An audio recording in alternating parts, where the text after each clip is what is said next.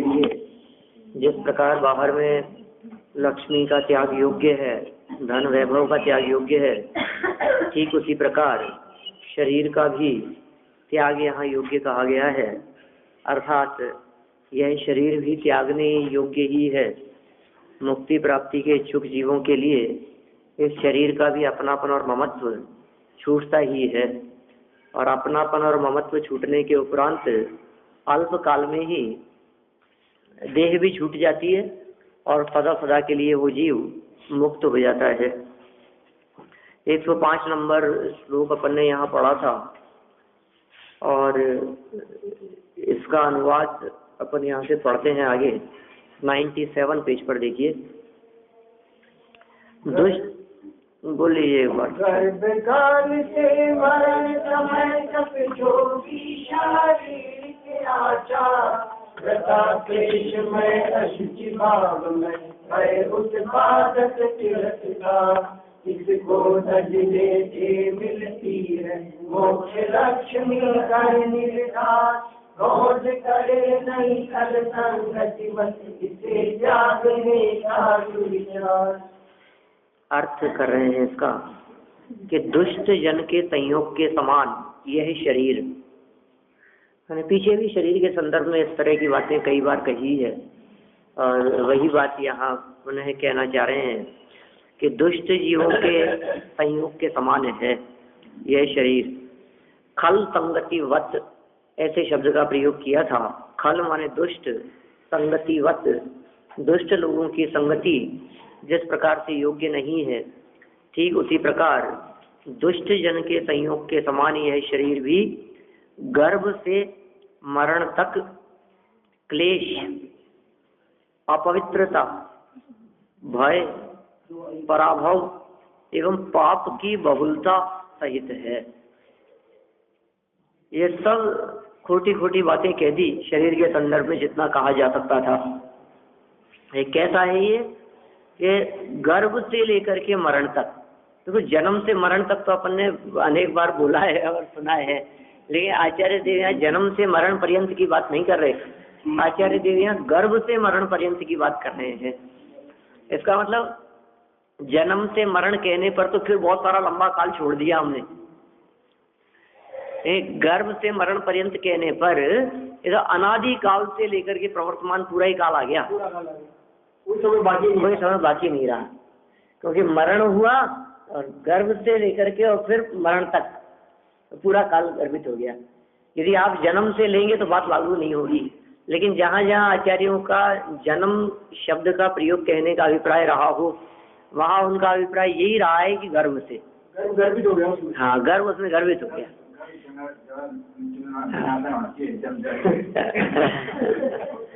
तो असली जन्म वही है, गर्भ में आना ही वास्तव में असली जन्म है। जैसे हम जन्म समझते हैं तो जन्म नहीं, अभी तो जन्म तो उसके 9 महीने पहले हो गया। इसलिए वास्तव में देखिए आप, जितनी भाग्य संबंधी जो बातें, भविष्य संबंधी देखने वाले ज्योतिष आदि जो हैं, वो सब के सब जिस जन्म के आधार पर चर्चा करते हैं वो असली नहीं है। जन्म तो उसके 9 महीने पहले हो गया।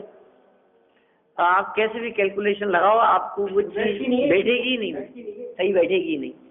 इसलिए उनका जो भी ज्ञान प्रतिपादन करने में आता है वो सब का सब ज्ञान अनुमान ज्ञान मानते हैं। अवधि ज्ञान ही बराबर है। अवधि, मने परियय और केवल ज्ञान, ये 3 ज्ञान तो प्रत्यक्ष ज्ञान है, और मति श्रुति 2 ही परोक्ष। मति ज्ञान और श्रुति ज्ञान जो है ये परोक्ष ज्ञान है, और निमित्त ज्ञान भी जो है ये निमित्त ज्ञान प्रत्यक्ष ज्ञान नहीं है, परोक्ष ज्ञान है। ज्योतिष ज्ञान भी प्रत्यक्ष ज्ञान नहीं है, परोक्ष ज्ञान है।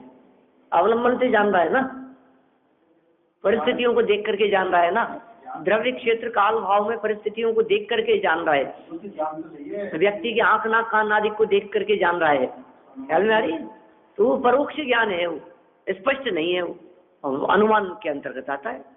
परोक्ष ज्ञान में भी कौन सा ज्ञान है? वो परोक्ष प्रमाण के कितने भेद है परोक्ष के? स्मृति, प्रतिविज्ञान, तर्क, अनुमान और आगम, इनसे पदार्थों को जानना तो परोक्ष जानना है। तो स्मृति के आधार पर, तर्क, अनुमान आदम, इन प्रतिविज्ञान, इन बातों के आधार पर जो जानते हैं, भविष्य जानने की जो बात करते हैं, उसके साथ ऐसी घटना हुई थी, वहां ऐसा जो दिखाई दे रहा था और यहाँ भी ऐसा ही दिखाई दे रहा है, तो इसके साथ भी वैसा ही होगा। उस समय ऐसे नक्षत्र थे और इस समय भी वैसे ही नक्षत्र, मेरे ख्याल में आ रही है बात? इंद्रिय जनित ज्ञान होंगे? नहीं, इंद्रिय जनित तो नहीं कह सकते अपन उसको, है तो ज्ञान ही, पंचेंद्रियों के माध्यम से नहीं जाना है, यह अवलंबन पूर्वक जाना है, निमित्तों से अनुमान लगाया है कि ऐसे निमित्तों में ऐसा हो जाता है। आप देखो, जैसे हम नहीं जान लेते हैं घर में बैठे बैठे, अरे दिन उग गया, अरे कैसे जान लिए सूरज उग गया, कि नहीं दिखाई दे रहे नहीं रोशनी, ऐसी रोशनी सूर्य उदय के पहले नहीं होती, ये तो सूर्य की किरण मात्र के आधार पर ही ऐसी रोशनी दिखाई देती है, तो हम सूर्य को बिना देखे कह देते हैं कि सूर्य है, सूर्य उग गया। उगने वाला है कि परिस्थिति अलग होगी? कहीं तो भी मतलब उगने वाला है, अभी वो नहीं, वो अलग दिखाई देती है, उग गया वो प्रकाश अलग प्रकार का है। तो सब ख्याल में आता है, ये तो एक तरह के अनुमान ज्ञान की बात है। हम यहाँ क्या कह रहे हैं, ज्योतिष से अपने को कुछ मतलब नहीं है, हम तो यहाँ ये बात कह रहे हैं कि गर्भ में आया तब से इसका अपवित्रता, भय, दुख और क्लेश, इन सब का सिलसिला शुरू हो गया। कब तक चलता रहेगा ये दुख, क्लेश आदि का सिलसिला? कि ये चलता रहेगा अंत समय तक, कि साहब मरण के बाद तो छुट्टी मिल जाएगी ना, यहाँ तुझे ऐसा लगेगा कि छुट्टी मिल गई, क्या अब फिर दोबारा शुरू हो जाएगा जन्म लेकर के। इसलिए जो लोग मर करके सुखी होना चाहते हैं, उन्हें इस बात का पता नहीं, वे समझते हैं कि कहानी खत्म, छुट्टी हो गई, अब सब दुखों से मुक्ति मिल गई हमारे को, मर जाऊं जो अच्छा है, मैं तो दुखों से मुक्ति हो गई, बरी हो गया मैं। बहुत बड़े धोखे में है, ऐसा नहीं होता है। इसके बाद में दोबारा गर्व और दोबारा दुख शुरू हो जाते हैं। इसका ऐसा स्वरूप भली भांति विचार कर ज्ञानियों द्वारा त्याग करने योग्य है। इसका जो ऐसा स्वरूप कहा है, ये स्वरूप बहुत भली भांति विचार कर, ऐसे ही नहीं बिना विचारे, क्योंकि बिना विचारे जो करे सो पीछे पछताए, बिना विचारे जो करेगा वो पीछे पछताएगा, और काम बिगाड़े आपनो जग में हो हंसाए। किसी कवि की पंक्तियां हैं, कबीरा जी ऐसे किसी कवि है, नंद जो भी है, क्या कर बिना विचारे जो करे सो पीछे पछताए, काम बिगाड़े आपनो जग में होते हंसाए, जग में होते हंसाए। ये बहुत भली भांति स्वरूप विचार करके, कैसा स्वरूप विचार करके, जैसा आचार्यों ने कहा है, ग्रंथों में कहा है, विरंबर संतों के माध्यम से प्रतिपादित किया गया है, ऐसे स्वरूप का विचार कर ज्ञानी जीव करते क्या है, दूर से ही शरीर से निर्वृत्ति, छुट्टी, पीछे छुड़ा लिया, त्याग करने योग्य है। यदि इसके त्याग से मुक्ति की प्राप्ति होती है, इसके त्याग से, तो ऐसा कौन मूर्ख है जो इसके त्याग करने में समर्थ नहीं होगा? यदि ऐसा होता है कि इसके त्याग से मुक्ति की प्राप्ति मिलती है, तो मूर्ख ही है, फिर वो कौन मूर्ख होगा ऐसा जो नहीं त्यागना चाहेगा? माने समझदार तो त्यागना ही चाहेगा, ऐसा। मूर्ख भले ही इसका त्याग नहीं करना चाहिए, भली भांति विचार करने के बाद की बात कर रहे हैं ये। विचार नहीं करने पर तो अविचारित रम्यम, ऐसी सुक्ति चलती है ना, बिना विचार किए हुए ये रम्य दिखाई देता है, बिना विचार किए हुए सुंदर दिखाई देता है, ऐसे दूर के ढोल सुहावने, ऐसी जो कहावतें चलती है, ये वही है बात यहाँ कि बिना विचार किए हुए आपको भले ही ऐसा लगे कि बहुत अच्छा काम, अरे कोई दिक्कत नहीं है, सब बढ़िया है, और जब विचार करेंगे गहराई में जाकर के तो आपको पता लगेगा कि ओह ये तो बहुत खतरनाक है, ये हमारे लिए दुख रूप है, क्लेश रूप है, कष्ट रूप है। तो ऐसा स्वरूप भली भांति विचार कर ज्ञानी लोग उसका त्याग कर देते हैं। और ऐसी मूर्खता ज्ञानियों के माध्यम से नहीं होती कि वे शरीर त्याग की बात ना सोचें। देखिए टोडरमल जी साहब क्या कहते हैं इसके बारे में, भावार्थ पढ़ते हैं। अर्थ तो पढ़ लिया ना, अर्थ ही तो पढ़ा लो। भावार्थ, जहां दुख, अपवित्रता, भय, अपमान, पाप में से कोई एक भी हो, इन सब में से एक भी हो, कोई कहे साहब अपवित्रता तो नहीं है लेकिन डर तो लगता है, तो ये डर भी नहीं है, अपवित्रता भी नहीं है, तो दुख तो है और अपमान तो है और पाप, कितनी बातें कह दी है इन्होंने। इनमें से एक भी हो, माने जहां दुख हो, पहली चीज, जहां अपवित्रता हो, दूसरी चीज, ये सब शरीर संबंधी बात कर रहे हैं। शरीर दुख का जन्मदाता है, दुखों को उत्पन्न करने वाला है, मतलब शरीर का मतलब शरीर के प्रति ममत्व, शरीर के प्रति एकत्व बुद्धि, वहीं दुख है। अपवित्र तो वो है ही, भय भी है, किस बात का, कि सबसे बड़ा भय है मरण का, माने देह वियोग का। और अपमान और पाप, इनमें से कोई एक भी हो, तो थोड़े भी हो या कभी कभी भी हो, तो विवेकी जन उसे छोड़ देते हैं।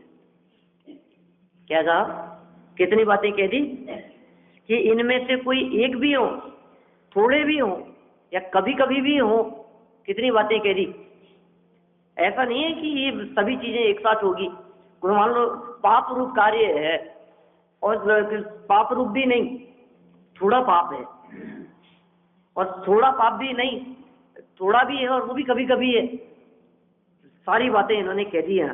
विवेकी जन उसे छोड़ देते हैं, समझदार पुरुष उसमें नहीं फंसते। जहां दुख, अपवित्रता, भय, अपमान, पाप, इनमें से कोई एक भी हो, थोड़े भी हो या कभी कभी भी हो, तो विवेकी जन उसे छोड़ देते हैं। तो शरीर में ये सभी सदैव बहुत पाए जाते हैं। माने कुल मिलाकर के आचार्य देव यहाँ ये कहना चाह रहे हैं, स्पष्ट रूप से आचार्य देव कह रहे हैं कि विवेकी जन, समझदार पुरुष इस बात को समझकर भली भांति विचार कर इसके ममत्व का त्याग कर देते हैं। तो ये एकत्व और ममत्व बुद्धि का त्याग हो जाता है, क्योंकि ये सारी की सारी बातें, दुख, अपवित्रता, भय, अपमान, पाप, इनमें से कुछ न कुछ या सभी कुछ इस शरीर में पाया जाता है। इसलिए यह शरीर विवेकियों द्वारा छोड़ने योग्य ही है। अब देखो ये बार बार में विवेकी शब्द, ज्ञानी शब्द कहकर के ये कहना चाह रहे हैं कि देखो ये नादान मूर्ख नहीं छोड़ेगा। इसलिए ये स्पष्ट कर देना चाहते हैं कि विवेकी जन छोड़ देते हैं। कोई व्यक्ति कहे कि देखो ये इतने समझदार है, ये नहीं छोड़ रहे हैं, ये इतने समझदार है, ये नहीं छोड़ रहे हैं, तो यहाँ कह रहे हैं ये वो नहीं छोड़ रहे, इसका मतलब समझदार नहीं है। ये अपने को समझनी पड़ेगी बात। तो यह शरीर विवेकियों द्वारा छोड़ने योग्य ही है। इसे छोड़ने से यदि अन्य लाभ ना हो तो भी ये छोड़ने योग्य है। कोई कहता है इसे छोड़ने से क्या लाभ होगा, इसे छोड़ने से खूब मान सम्मान मिलेगा क्या? आप कह रहे हो इसकी मौजूदगी में अपमान मिलता है, तो छोड़ने से तो मान सम्मान मिलेगा। इसे छोड़ने से तो हमारे को कम से कम ये नहीं होगा ना, फिर तो पाप का उदय नहीं आएगा शरीर के प्रति ममत्व छोड़ देने से। जो कह रहे हैं कि पुण्य का उदय आ जाए, ऐसी बात नहीं है। इसे छोड़ने से यदि अन्य लाभ न हो, शरीर का त्याग कर देने से, तो भी यह छोड़ने योग्य ही है। फिर तो इसके छोड़ने से तो यदि मोक्ष होता है, देखो लौकिक लाभ नहीं हुए, कोई लौकिक में आप आनंद आदि न मिले, तब भी छोड़ने योग्य है। लेकिन हम कह रहे हैं कि कुछ न मिले, ऐसी बात नहीं है। इसके छोड़ने से तो मोक्ष मिलता है। कह रहे हैं कि अरे भाई देखो, कोई नुकसान हो चाहे नहीं हो, लाभ हो चाहे नहीं हो, तुम इस काम को छोड़ दो, कोई मतलब नहीं है।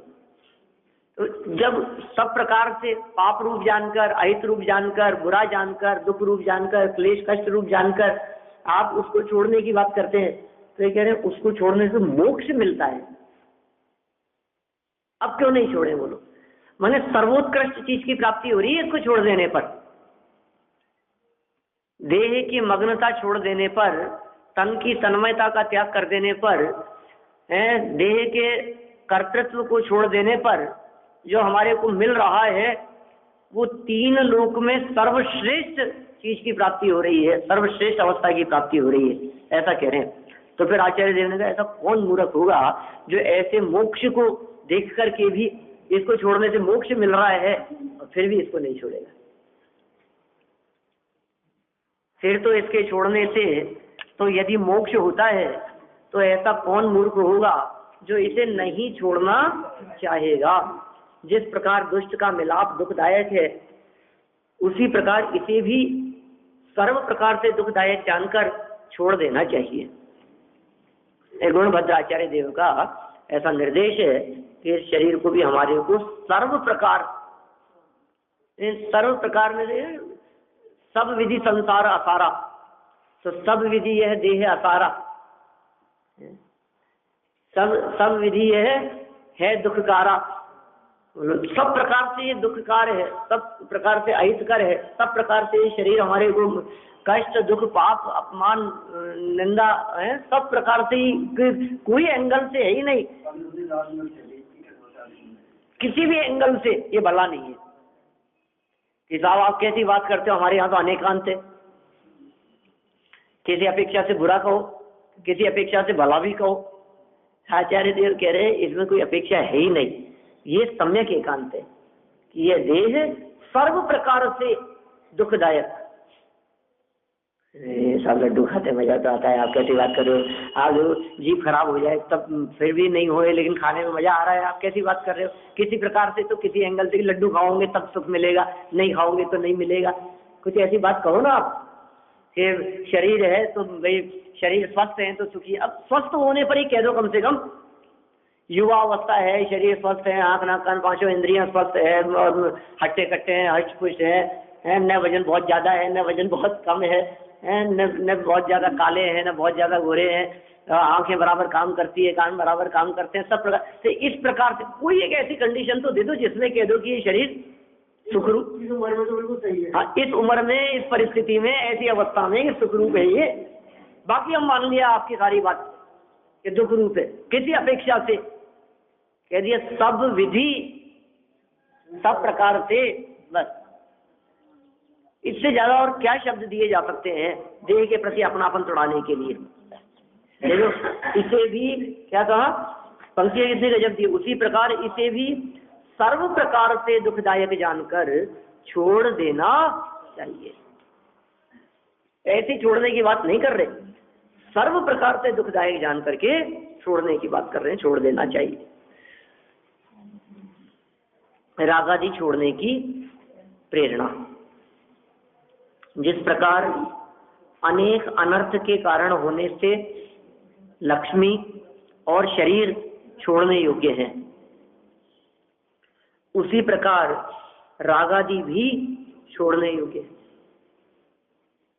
क्या कहा, अनर्थ के कारण जानकर के हमने लक्ष्मी और शरीर को छोड़ने की बात कही थी, उसी प्रकार शरीर भी छोड़ दिया और धन भी छोड़ दिया, राग भी छोड़ दो, वो भी छोड़ने योग्य है। यह बात आगामी छंद में कहते हैं।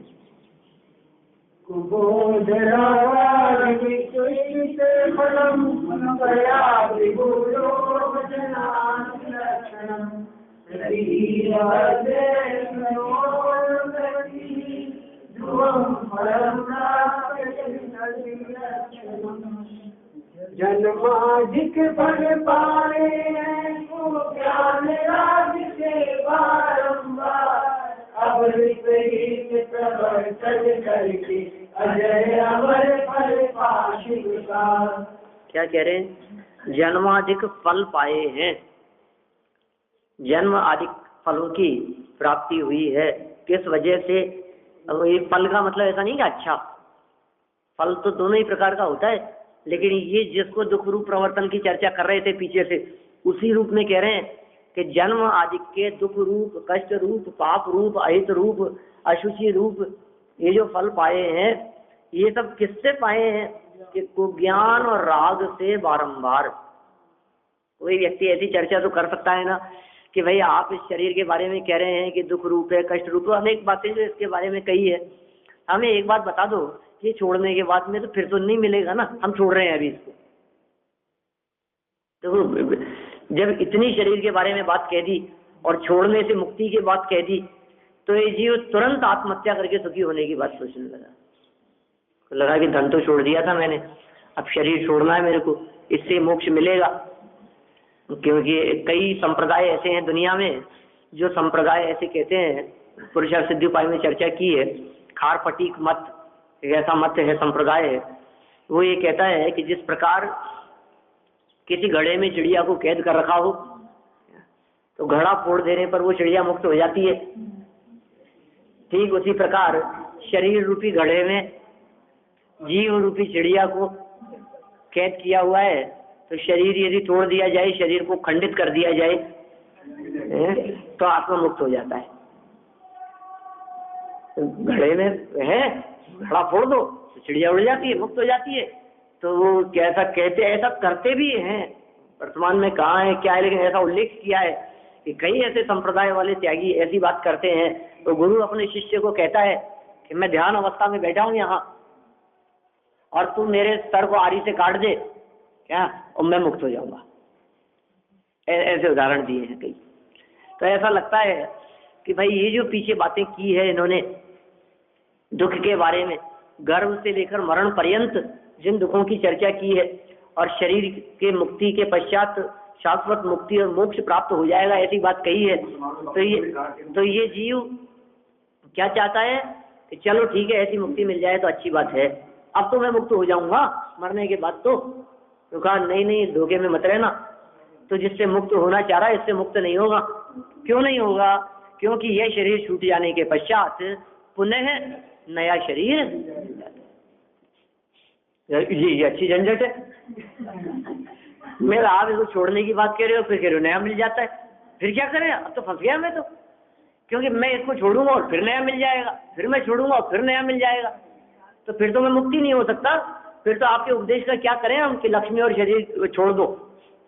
तो एक उपाय है कि मिलता क्यों है, ये समझ ले। क्यों मिलता है ये शरीर? कि ये तेरे कुज्ञान और राग से बारंबार मिलता है। अच्छा, तो इसका मतलब शरीर छोड़ने के पहले कुज्ञान और राग छोड़ना पड़ेगा। कि हाँ, यदि तूने राग और कुज्ञान इसको छोड़ दिया तो फिर नए शरीर की प्राप्ति नहीं होगी। ये उपाय है। चलो, क्या कितना सुंदर बात कहती है यहाँ, जन्माधिक फल पाए हैं ज्ञान राग से बारंबार, अब विपरीत प्रवर्तन करके अजर अमर फल पा शिवकार। क्या कह रहे?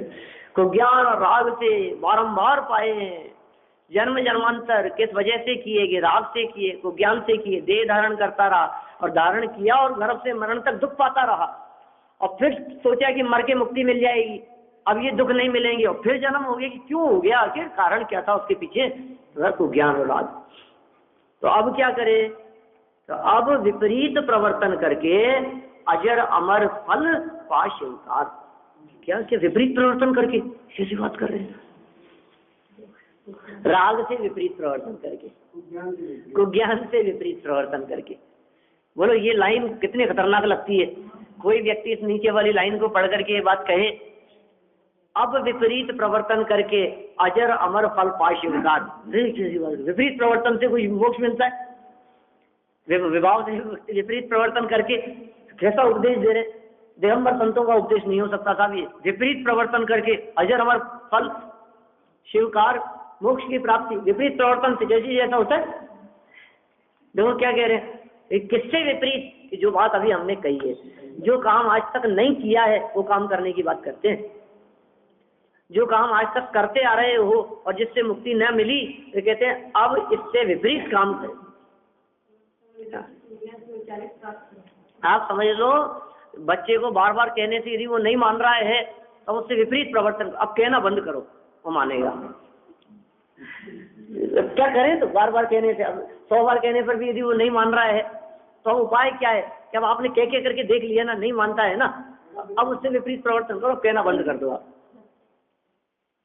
अब आपने कहना बंद कर दिया, 10-5 दिन, महीने, 2 महीने यदि आपने उसको कुछ नहीं कहा तो फिर आप थोड़ा भी कहेंगे तो उस बात को मानेगा, स्वीकार करेगा। हर चीज में लागू है ये बात। जिस चीज में आपको सुख मिल रहा है, आपको लग रहा है कि इसमें सुख मिलेगा, इसमें सुख मिलेगा, और आपने खूब प्रयास किया और सुख मिलने के लिए और उसमें सुख मिला नहीं, तो फिर क्या करें कि अब विपरीत प्रवर्तन करके। क्या विपरीत प्रवर्तन, ये समझ लो, इसमें सुख नहीं, देह में सुख मानने का प्रयास किया ना हमने अनादि काल से और मिला नहीं, तो अब क्या करें कि अब विपरीत प्रवर्तन करके, माने देह में सुख न मानकर अपने स्वभाव स्वरूप में सुख है ऐसा मानकर अजर अमर फल प्राप्त कर ले। अजर और अमर इस फल को प्राप्त कर ले जो शिवकार मुक्ति प्रदान करने वाला है, मुक्ति प्रदाता है। देखिए अर्थ कितना सुंदर बात कही है यहाँ। हे भव्य, मुक्ति प्राप्त करने वाला भव्य ही हो सकता है। क्या भव्य, माने जिसका भाग्योदय हो गया हो, उसका नाम भव्य। भव्यता प्रकट हो गई माने भाग्य उदय हो गया है, और भाग्य उदय होने वाला है, समझ लो। जो भव्य तो है लेकिन अभी वेद विज्ञान जिसने नहीं किया है उसका भाग्य, भ से भाग्य और यह से उदय, ऐसा वो अंत है, भाग्य उदय, ठीक है ना। क्या शब्द दिया है, भव्य, एक प्रारंभिक और अंत दोनों ले लिया, तो भाग्योदय में भ से प्रारंभ है और यह पर अंत है, तो वही भव्य है। हे भव्य, तूने स्वयं को ज्ञान और रागादि रूप विपरीत चेष्टाओं के द्वारा, ये विपरीत चेष्टाएं थी, तूने, भव्य तो था लेकिन तूने गलत काम कर दिया। समझदार तो था लेकिन तेरे से गलत काम हो गया, तेरे से गलती हो गई। क्या गलती हो गई, किसने कराई, किसी ने नहीं, तूने स्वयं नहीं। कोई किसी से गलती कराता नहीं है, किसी दूसरे के ऊपर अपराध नहीं है, अपराध तो स्वयं का ही है। किसको दोष दे रहे हम, उसने ऐसा कर दिया और उसने ऐसा कर दिया और इसने बुरा कर दिया और उसने फंसा दिया और उसने उलझा दिया और इस वजह से ऐसा हो, कुछ लेना देना नहीं है, स्वयं का ही है अपराध। तूने स्वयं को ज्ञान और रागादि रूप विपरीत चेष्टाओं के द्वारा जन्म मरणादि रूप फल प्राप्त किया है। ये जन्म मरण जिनको आप इतना दुख रूप कह रहे हो, ये मुझे आखिर क्यों भोगना पड़ रहा है, क्यों भोगा है आखिर मैंने ये सब, ऐसी परिस्थितियां क्यों बनी है मेरे साथ में। तो ये कह रहे हैं विपरीत चेष्टाओं के द्वारा, माने ये रागादि रूप और कुज्ञान रूप, ये राग के साथ में आदि भी ले लिया, मतलब द्वेष भी है, काम भी है, क्रोध भी है, मायाचार भी है, छलकपट भी है, कषाय भी है, ये सारी बातें आ गई। पंचेंद्रिय विषय भोगने की बुद्धि भी है, ये आदि शब्द में सब गर्भित हो जाएंगी यहाँ। कुज्ञान का मतलब तो ये समझ नहीं होने से, और समझ नहीं होने से ये तो हो गया कुज्ञान। अब समझ ही नहीं थी तो गलत गलत काम करता रहा, समझ नहीं थी तो ऐसा समझता रहा कि मैं गुस्सा करूंगा और अच्छा लगेगा, देखना क्या मजा चखाता हूँ उसको, ऐसा डांटूंगा क्या कि मजा आ जाएगा। अब गुस्से में मजा मान रहा है, देखो राग में मजा मान रहा है, विवाह भाव में आनंद मान रहा है, कषायों में आनंद मान रहा है, द्वेष बुद्धि में आनंद मान रहा है, दुश्मनी निकाल करके उसको आनंद आ रहा है, शत्रुता में आनंद मान रहा है, इसको मजा चखा करके, इसको पीड़ित करके, अब तो बस समझ लो आप, मैंने भी क्या कहेंगे, कुछ भी समझ लो आप, जब ऐसे कथन किए जाते हैं क्रोधादि कषायों में, सब विपरीत चेष्टाएं हैं। कषायों के आधार पर आप की जीत नहीं हो सकती, ज्ञान ही विजय को प्राप्त होता है। अज्ञान के साथ में तो आप हारेंगे ही निरंतर। दूसरे को कितना भी पराजित करने की बात सोचें, लेकिन वो अज्ञान की विजय है। दूसरे को पराजित करने की सोचना ये अज्ञान की विजय है, और समझदारी से काम लेना ये विवेक और ज्ञान की विजय है। अब रागादि रूप विपरीत चेष्टाओं के द्वारा जन्म मरणादि रूप फल प्राप्त किया है तूने, अतः अब तू ऐसी प्रतीति कर, ये तो तूने आज तक किया है, अब क्या करें कि अब तू ऐसी प्रतीति कर कि इनसे विपरीत प्रवृत्तियां करके उनके फल से विपरीत फल, रागादि चेष्टाएं और उसका फल जन्म मरणादि, तो रागादि चेष्टाओं से विपरीत प्रवृत्तियां माने वीतरागी वृत्ति, रागादि वृत्ति की विपरीत वृत्ति क्या होगी? वीतरागी वृत्ति। तो रागादि के कारण, रागादि चेष्टाओं के कारण मिला था जन्म मरणादि, तो रागादि का विपरीत वीतरागता, तो जन्म मरणादि का विपरीत मुक्ति। रागादि चेष्टाओं के माध्यम से जन्म मरणादि का फल प्राप्त होता है, तो राग के विपरीत चेष्टा माने वीतराग वृत्ति के माध्यम से क्या होता है कि विपरीत फल अर्थात मुक्ति की प्राप्ति होती है। ऐसी बात इन्होंने कही है कि अब तो ऐसी प्रतीति कर कि इनसे विपरीत प्रवृत्तियां करके माने अंतरोन्मुखी वृत्ति करके माने स्वभाव का अवलंबन लेकर माने आत्म तत्व का अवलंबन से उनके फल से विपरीत फल अर्थात मुक्ति की प्राप्ति हो जाए। माने इस प्रकार आचार्य देव हमारे को जैसे तैसे करके आत्म कल्याण के मार्ग पर लगाने की बात करते हैं, और हमारी जो अनादिकालीन चलती हुई प्रवृत्तियां हैं उन प्रवृत्तियों को छुड़ाने की बात करते हैं। बहुत सुंदर चर्चा है और बहुत लंबा इसका भावार्थ लिखा है, एक पेज में टोडरमल जी ने इसके भावार्थ की चर्चा की है काफी विस्तार से, तो हम उस विस्तार को कल पढ़ेंगे। यहाँ आज जब विराम लेते हैं।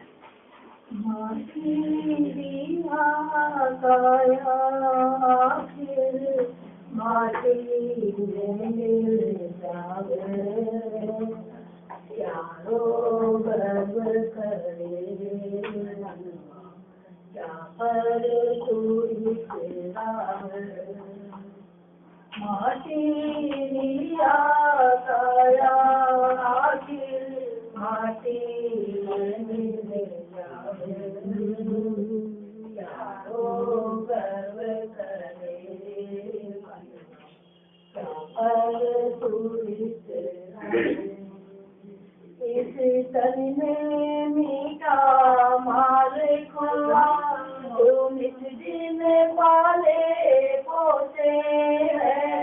इन तन में मीठा माल खुआ, तो निज दिन पाले पोसे हैं। अपने एक तेरी आग बुझावन की मन रोते हैं, तो मन रोते हैं। थोड़े भी मेरे खातिर क्यों भारी पाप कमावे, क्या गर्व करे मनवा, क्या करे तू माटी दिया काया, आखिर माटी में मिल जावे। क्या गर्व करे मनवा, क्या करे तू आशा तारो विश्वास नहीं, कद आती जाती रुक जाए।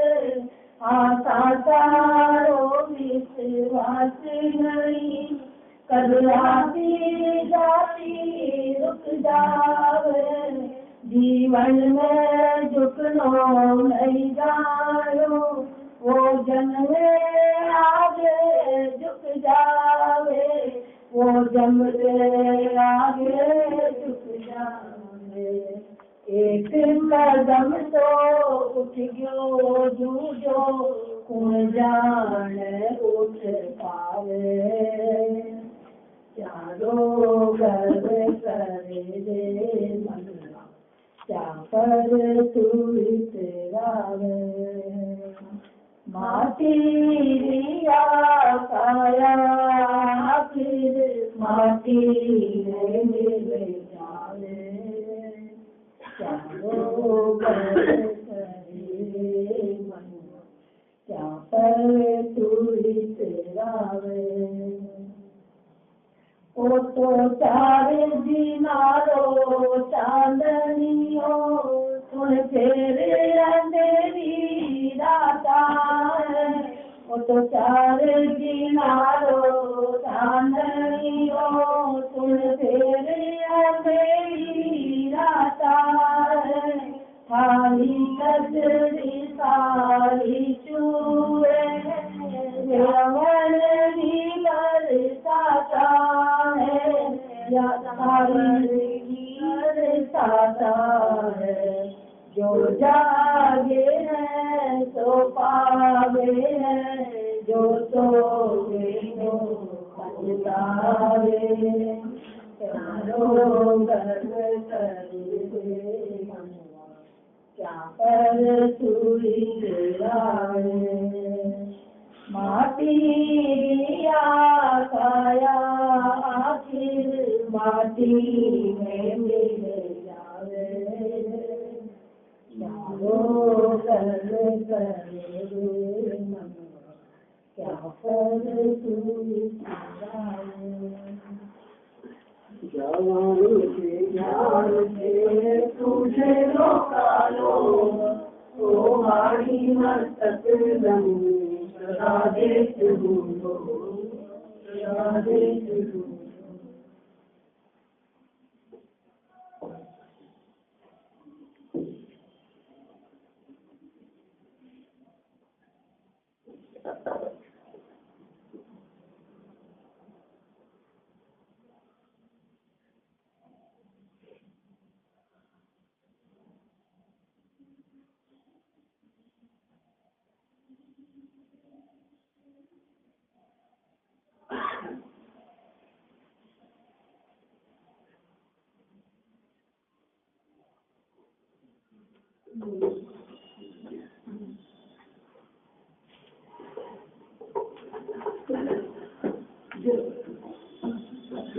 शांति वाली